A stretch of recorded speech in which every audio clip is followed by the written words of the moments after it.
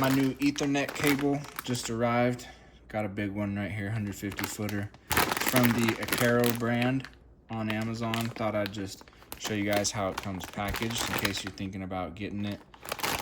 This is what it's looking like as far as packaging goes, all busted open.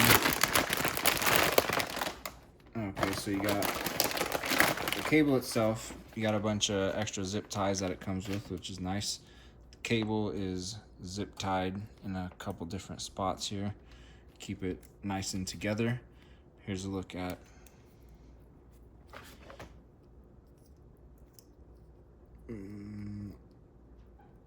this. Come on. Just trying to get this cap off without dropping the whole thing here.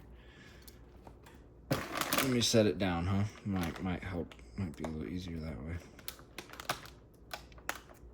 There we go. It's not as difficult as it looks. But there's a look at that end. And you got the other one inside of here, same thing.